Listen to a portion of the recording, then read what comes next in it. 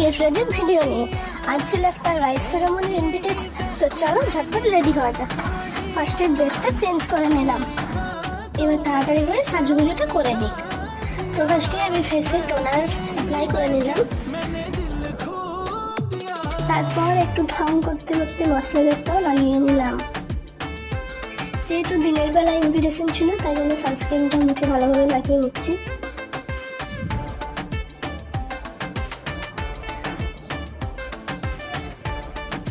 Just হালকা করে একটু ফাউন্ডেশন নিয়ে নিচ্ছি,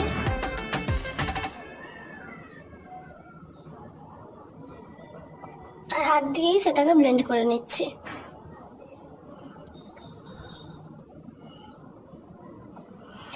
দেন লিপস্টিক দিয়ে ব্লাশ করে নিচ্ছি।